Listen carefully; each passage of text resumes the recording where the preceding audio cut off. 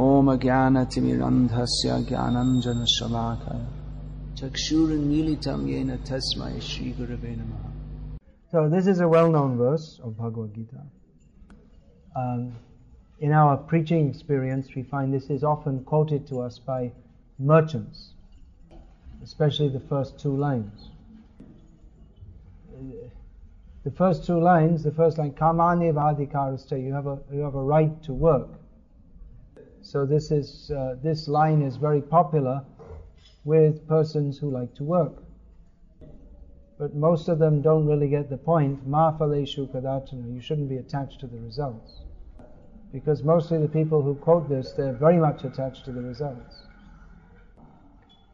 Let's examine a little bit what this means, that one has a right to work. Srila Prabhupada translates the word here, karmani, as in prescribed duties. What does it say in the...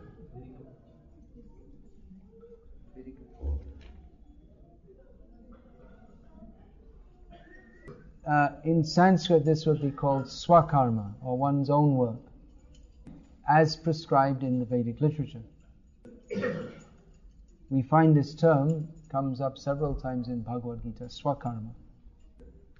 And as Krishna states also in Bhagavad-gita, everyone has to work. Nahi kaschat kshanamapi jatu tishtatya karma krit. Even if we think I won't work, we have to work. At every moment we have to do something. So everyone is doing something. Even if we think I will do nothing, still we have to breathe. That's also doing something. We may think that's a joke, but it's not a joke. We may think I'll leave everything and just go to the forest and do pranayama and only breathe and live on air only. You want to do that? But even by breathing, we are taking something from the atmosphere. We become indebted to Lord Vayu, who is providing the air.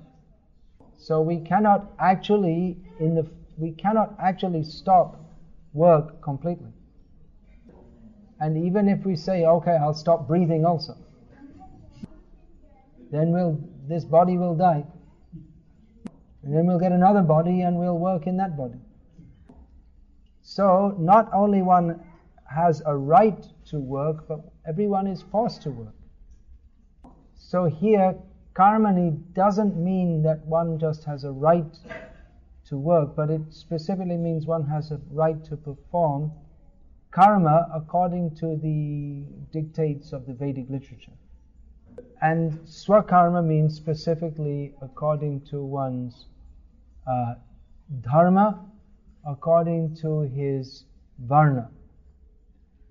So a brahmana, he has the right to study shastra, teach shastra, patan, yajan, to perform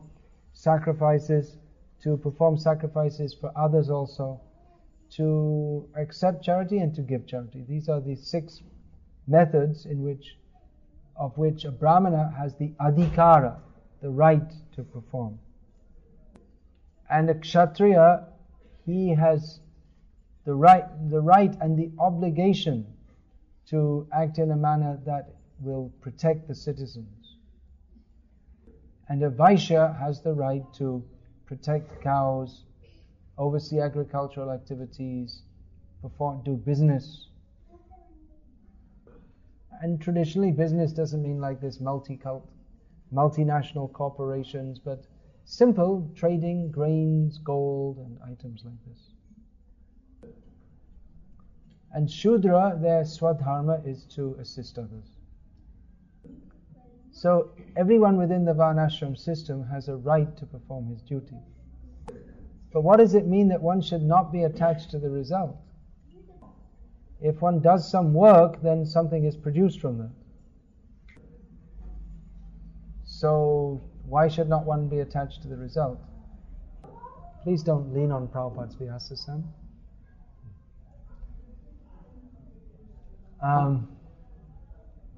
Well, the varnashram system was different. Even until recently, the system was that in the village, I'm just giving an example, that even recently in the village there'd be a barber, and when someone needs shaving, he'd come and shave and you wouldn't pay him. And he wouldn't expect to be paid. He would come and shave because it's his duty, it's his swakarma to shave others. And at the time of harvest, the people would send to the barber, to the dhobi, the washerman, and they would send so much rice. And on auspicious ceremonies like weddings or different functions, then they would give to the shudras. This means barber, washerman, all these different, they would give them cloth and different things. So people did their work not thinking how much money I would get for it, but just you have to do your duty, and then everyone cooperates to help each other to live in society. So society did not run on competition but on cooperation, with the understanding that we are all here to live in this world, but our real aim of life is spiritual understanding. Now, what is the cost of land in this area? Anyone know? 5 lakhs for 1 acre. 1 ground.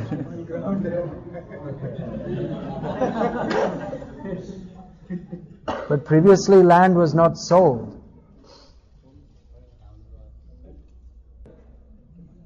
How can you sell land? Bhumi is our mother. You can't sell. How can you sell your mother? You can't sell land. You can't sell cows. How can you sell? They're not commercial items. They could be given away in charity, but you cannot sell. There's a completely different concept of life. The owner of the land would mean he would not have the consciousness, I am the owner, but I am overseeing, that's all. Even the agriculturalist is producing grains, that is to be distributed to other members of society, and excess, or that is to be used in yajna. About approximately 1980, I was speaking to one gentleman in Bangladesh. He was about 60 years old. He told me in our childhood, there was no selling of milk. Everyone had sufficient, and if you needed some more, for some reason, you just ask others, please give some milk. Actually, in Mahabharata, it stated that to sell milk is sinful. So you can see what a different kind of society it was to the modern society, which is based, everything is a commodity and everyone is interested in profit for himself. So one of the main functions of the Krishna conscious movement is a very big job to try to re-establish this agrarian-based society with Krishna in the center. Agrarian, agricultural. Agricultural-based. To create a favorable situation by which people can live peacefully and take to Krishna consciousness. We have heard the Vedic injunctions, Sarve Sukhino Bhavantu, may everyone be happy. Vasundhaiva Kutumbakam, the whole world is our family. But no one thinks like that in the modern age, because everyone is our competitor. In the competitive society, then everyone is our competitor. And even the father is the competitor of the son, and vice versa. This is all because we do not recognize that we are all actually maintained by Krishna. But instead, we're thinking, I have to show my own power. Now, this word adhika, this is used in especially by Gauriya Vaishnavas to define different levels of spiritual advancement. Thus, devotees are classified as Kanishta Adhikari, Madhyam Adhikari, Uttam Adhikari. which means beginner, one on the intermediate stage and one on the topmost stage. So it means they all, according to their level of advancement, they all have individual adhikar or eligibility. Eligibility to act in various levels of Krishna consciousness. Again, Krishna consciousness, it means kind of activity or work. Krishna consciousness, that is described as Krishna Bhavanamrita, or the nectar of bhavana, means feelings or concept of Krishna. Krishna Bhavanamrita, that's... I explained the next English terms. Yeah, but you didn't want to say in Sanskrit? They don't understand these words, bhavana, amrita. That doesn't come in Tamil? No? Bhavana, amrit, these words come in Tamil, no? Yeah, so if you say Krishna Bhavanamrit, it becomes more clear.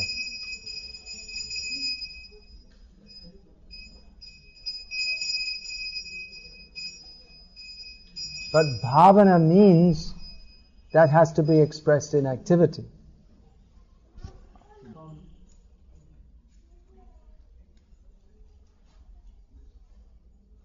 There are different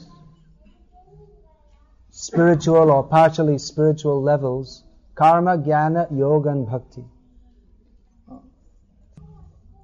Karma, jnana, yoga and bhakti. Karma, jnana, yoga and bhakti. But bhakti, within bhakti there's also karma, jnana and yoga. What is generally considered as karma, activities within this material world, that is not bhakti. But bhakti also includes activities. So there's also karma in bhakti. For instance, if we sweep the floor of Krishna's temple for the pleasure of Krishna, that is karma, but that is not mundane karma, that is bhakti. So karma adhikar is also there in bhakti, the eligibility for different kinds of work. Kanishta adhikari means one who's just in the beginning stages of bhakti, or the lower level of bhakti. And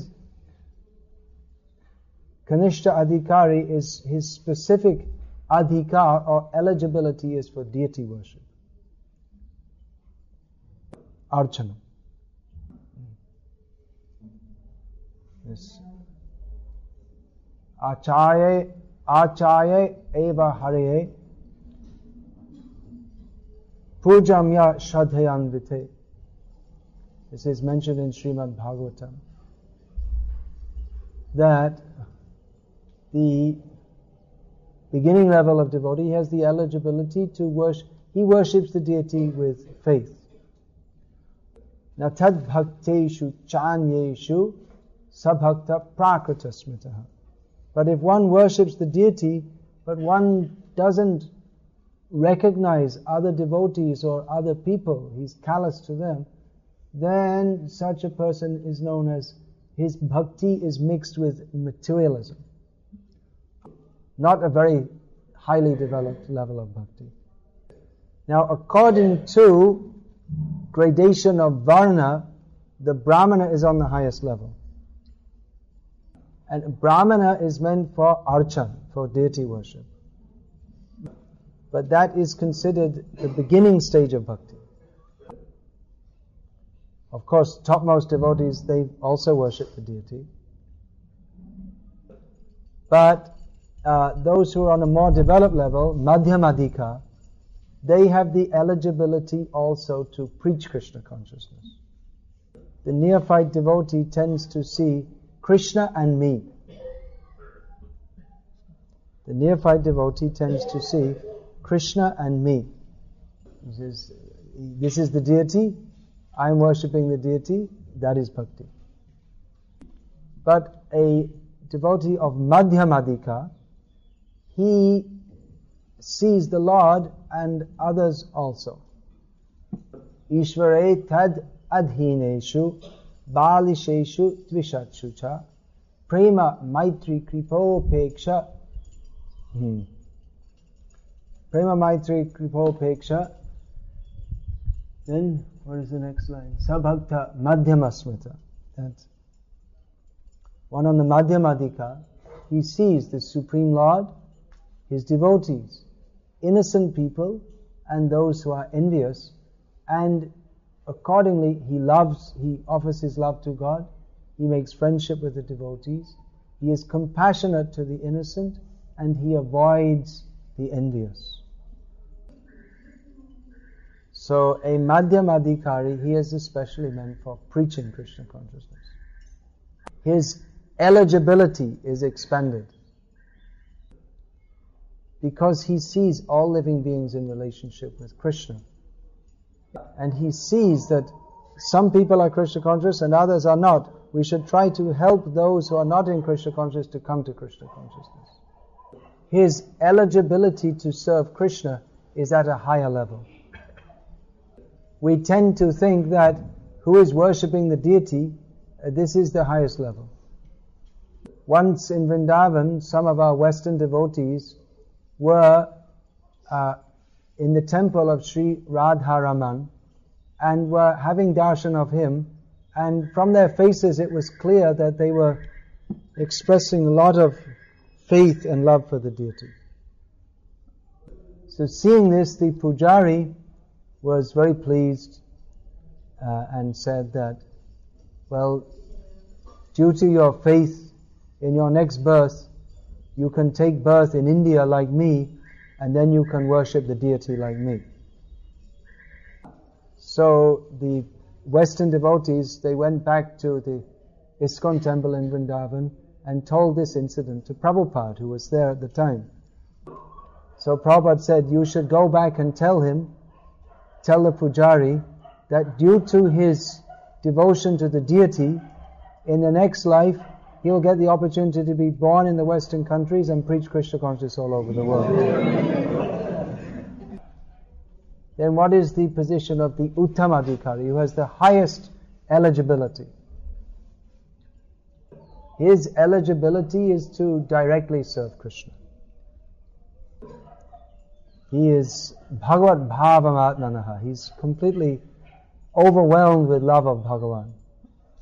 Sarva bhuteshu yapashed Bhagavad-bhavamatmanaha. He sees the presence of God in every living being. That doesn't mean that he makes the mistake of seeing every living being as God. But he considers that every living being is a servant of God. Once Srila Bhaktisiddhanta Saraswati Thakur was giving a lecture in Navadvip town on the qualities or the eligibility on this topic, adhika. And he described the qualities of Kanishta Adhikaris, of Madhyama Adhikaris. Then when he came to describe the quality of Uttama Adhikari, he said, there is no need for me to talk on this topic very much. Because here in Navadvip is living my Guru Dev, Srila Gaura Das Babaji Maharaj. And if you, just by seeing him, you can understand what is the behavior of a Mahabhagavat. So he'd been giving the lecture, usually gave long lectures, minimum 2 hours, sometimes 3 hours, 4 hours. Nowadays people don't have so much time or interest to listen so long. So all through the lecture he'd been speaking, but just as he said this, somehow he turned his head to the side. And he saw that Srila Gaura Das Babaji Maharaj, his guru, had been sitting in one corner listening to his lecture. But when he said that to see the qualities of Uttamadikari, you have to see my Guru Dev, then his guru got up and started walking away. Just another symptom of his topmost level of devotion. He didn't like to hear himself being praised. But many people misunderstood Gaura Das Babaji Maharaj, because he, from external point of view, he appeared to be eccentric. I don't know the Tamil word.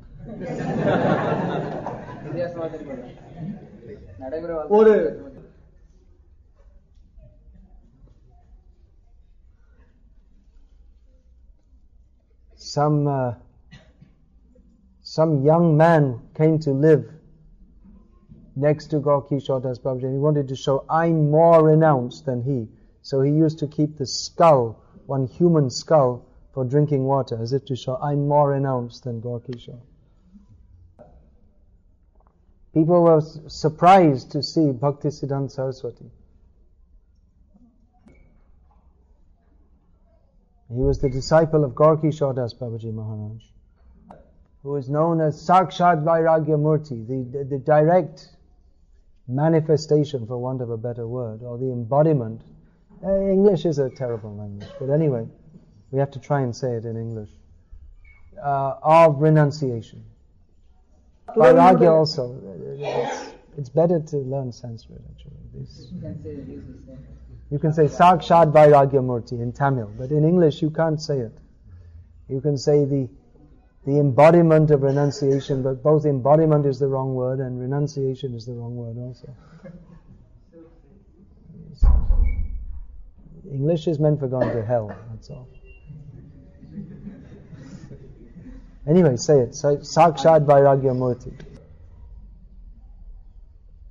So, Bhaktisiddhanta Saraswati, before taking sannyas, he was living like that also. Very renounced and just chanting all day and eating almost nothing. But then after taking sannyas, he started to live in brick buildings and drive in cars and have nice clothes. People think, well, it should be round the other way. That when you take sannyas, you give up all these things. And he used to criticize the Babajis, that these people are bogus. But how is he a follower of Gorky Shodas Babaji Maharaj? Actually, Bhaktisiddhanta Saraswati Thakur, he is Uttam Adhikari, Maha-Bhagavat. Maha-Bhagavat is the minimum you can call him. Yeah, both. They're both. There is no difference in the mood of Gorky Shodas Babaji Maharaj and Bhaktisiddhanta Saraswati Thakur. But Bhaktisiddhanta Saraswati Thakur, he came to preach. So for preaching, he accepted so many facilities. Otherwise, he had no interest in all these things. He was able to do that, to accept all these nice things, because he was an Uttam Adhikari. He was fully absorbed in Krishna. Therefore, he could accept all these things without any attachment to these things. Uttam Adhikari, he is fit he has the eligibility to hear about and enter into Krishna's most intimate pastimes. There are many books written about Krishna's intimate pastimes, such as Gita Govinda is very famous. There are others also, Govinda Lilamrita, Krishna Bhavanamrita, and so on. There are so many books. Rai Ramananda's Jagannath Vallabh Natak and Vidagdha Madhava, there are many such books. But not everyone has the eligibility to understand them. They're not meant for Kanishta Adhikaris, nor even for Madhyam Adhikari. One should understand what is one's adhikar. Because adhikar langhan, or crossing over one's adhikar, is the cause of fall down. So everyone has a right to perform bhakti, because every jiva is part and parcel of Krishna. Everyone is meant to serve Krishna. Everyone should work according to his capacity under proper guidance. The Kanishta Adhikari, most important thing for him is to hear Shravanam. Because his understanding of Krishna consciousness is very limited and in many cases is also somewhat perverted. Therefore he's called Prakrita Bhakta. His understanding is mixed up with material concepts. The Madhyamadhikari, his most important service or his prominent service is Kirtanam, preaching Krishna consciousness.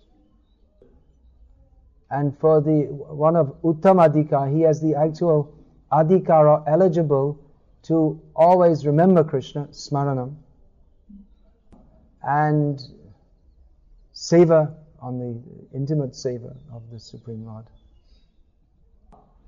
The Uttamadhikari, his kirtan, that comes as a automatic result of smaran.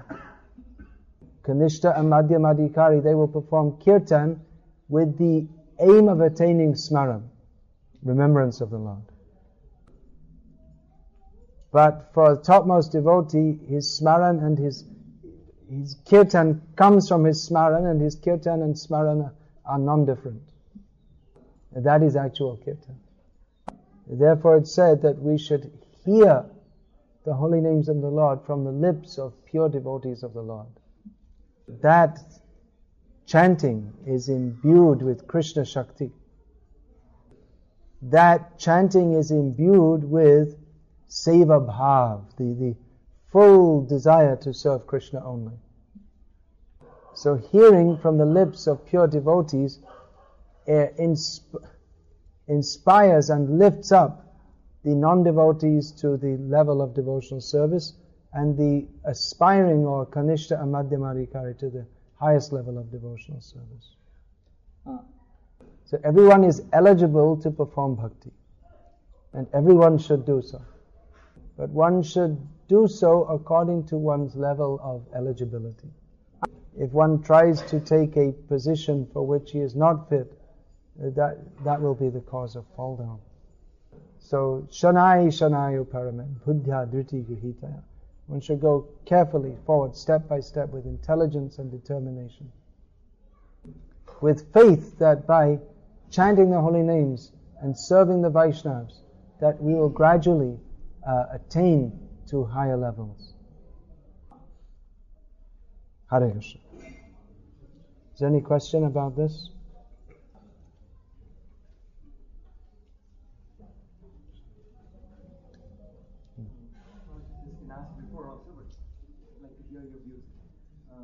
My views are useless. What's the use of views? We should hear from Guru, Sadhu and Shastra and repeat.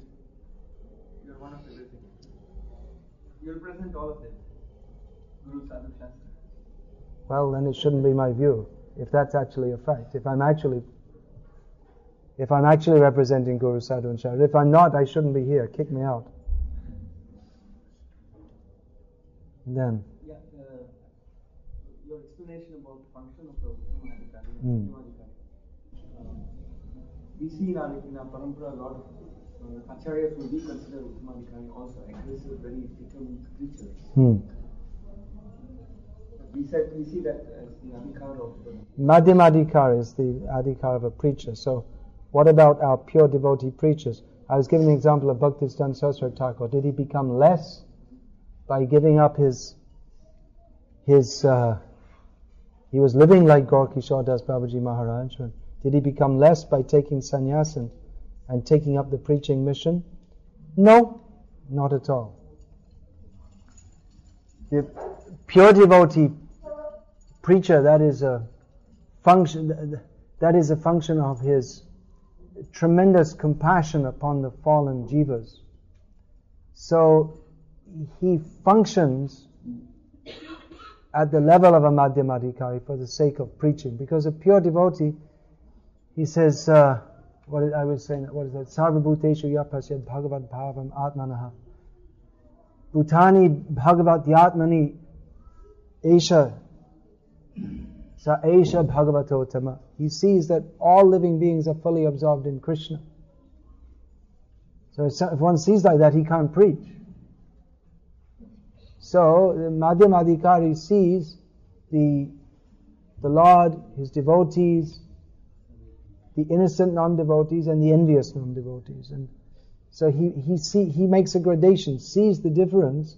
This is required if one is to preach. So Uttamadikari preacher and Madhyamadikari preacher, it's not exactly the same. That is why Prabhupada, he once said to his disciples that actually in this movement, I am the preacher and you can simply assist me. So the Madhyamadikari, he preaches considering himself a servant of his topmost devotee, guru, who is top on Bhagavatotama platform, topmost platform, who's actually qualified to give Krishna to others. So that's the understanding, that topmost devotee apparently comes down a level. He doesn't actually come down, but he acts on that level for the sake of preaching. So our acharyas who are preaching, it's not that they're madhyamadikaris. They're topmost devotees. This Bhakti Siddhanta, we see here in our parampara, the pictures are there. So Bhakti Vedanta Swami Prabhupada, Bhakti Siddhanta Thakur, Gaur-Kishore Das Babaji Maharaj, Bhakti Vinod Thakur. So Gaur-Kishore Das Babaji Maharaj, he was bhajananandi. He didn't go out to preach. He was interested in performing his bhajan, worshipping the Lord. Again, bhajan and worshipping. Oh, I'm sorry.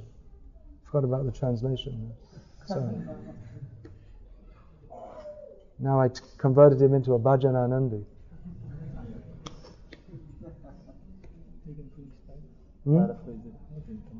Yeah, you can paraphrase. Up to now, you can finish the answer. All right. So the others, they were engaged in preaching work, but it's not that one is more or less. Srila Bhaktisiddhanta Saraswati Thakur, from the external point of view, there seemed to be a great difference between him and Gaur-Kishore Das Babaji Maharaj. Gaur-Kishore Das Babaji Maharaj appeared to be illiterate, almost, and not highly educated. Whereas Bhaktisiddhanta Saraswati Thakur was even from in the view of the mundaners, was highly educated. But Bhaktisiddhanta Saraswati Thakur said that whatever I'm speaking, it's only what I heard from my Guru Maharaj. As he inspires me within the heart, I'm able to speak.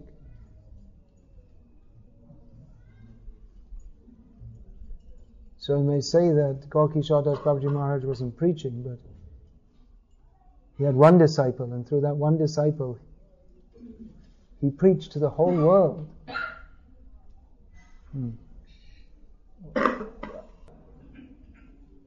Srila Bhaktisiddhanta Saraswati Thakur wrote, Parampara jano bhalo mate. We should understand very well what is our parampara.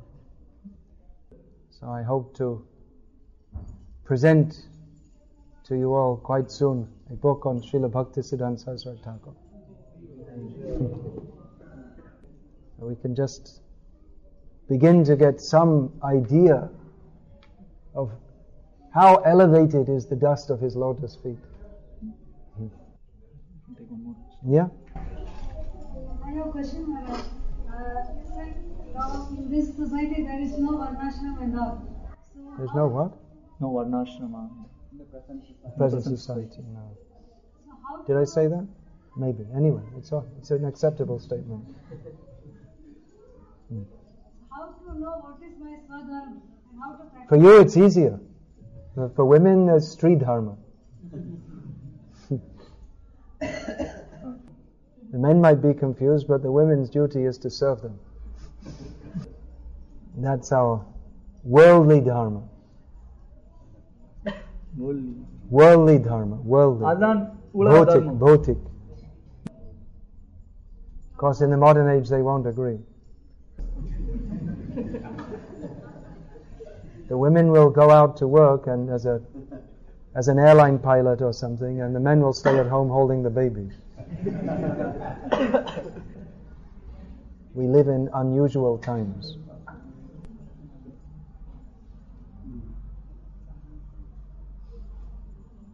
Extension for men, how to identify the servant?